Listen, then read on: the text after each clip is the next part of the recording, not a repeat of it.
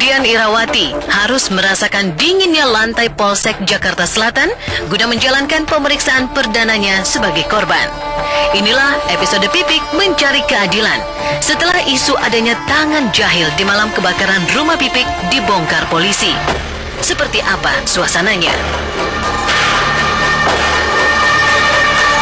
Tadi Bunda sudah dimintain keterangan mengenai kronologisnya bahwa telah terjadi pencurian di rumahnya pada saat kebakaran.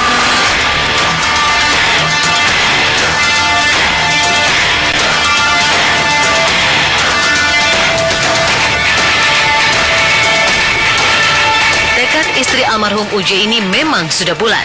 Rumah kenangan bersama almarhum suami tercinta boleh ludes dilalap si jago merah.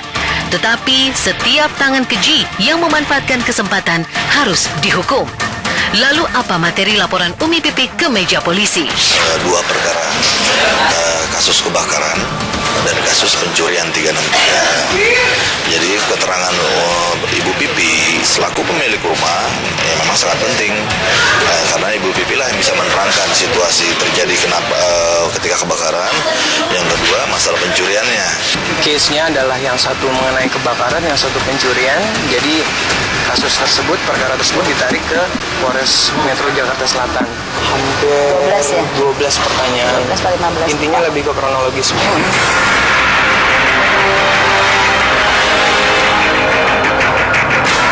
Janda single mom ini memang benar-benar marah. Fakta luluh lantaknya rumah kenangan peninggalan sang suami masih harus ditambah lagi dengan raibnya uang jutaan rupiah.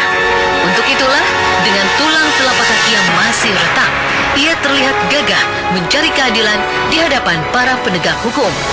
Seperti apa kronologi raibnya uang Pipik di sela-sela kepanikan menyelamatkan diri dari amukan si jago merah?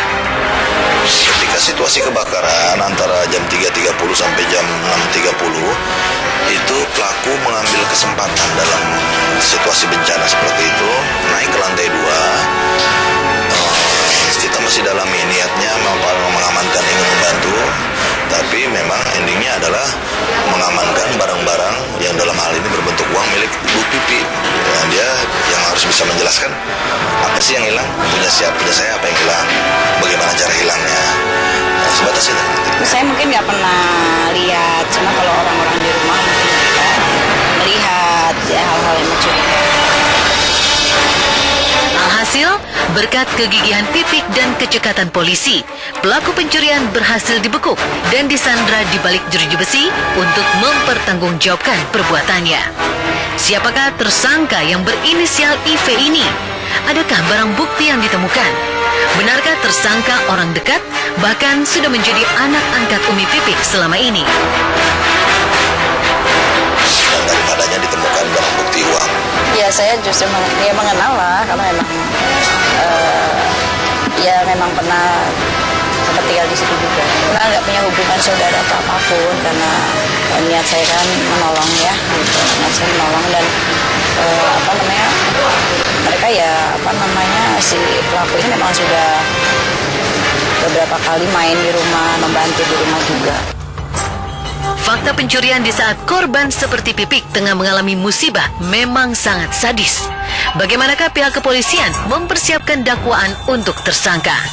Lalu, berapa tahunkah hukuman yang pantas untuk tindakan sekeji itu?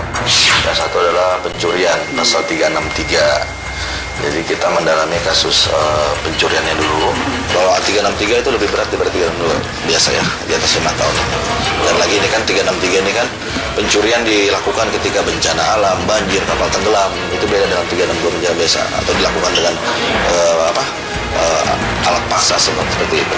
Pipik yang didaulat menjadi juri Akademi Syiar Junior tahun ini tentu saja masih gregetan.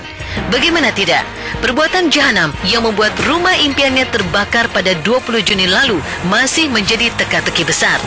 Apakah pelaku bom molotov sebagaimana diisukan juga mengarah kepada tersangka yang berinisial IV tersebut? Belum bisa kita bilang gitu. Nanti kita lihat hasil laporan dulu ya. Kita kan belum bisa bilang kebakarannya penyebabnya apa, titik api dari mana, sumbernya apa, yang menyulut itu apa kan. Jadi kita belum bisa bilang. Kalau untuk masalah kebakarannya itu kita masih nunggu hasil lapor. Kan belum keluar, mungkin dalam akhir minggu ini mungkin udah keluar, baru kita bisa bicara masalah kebakaran, penyebab kebakaran.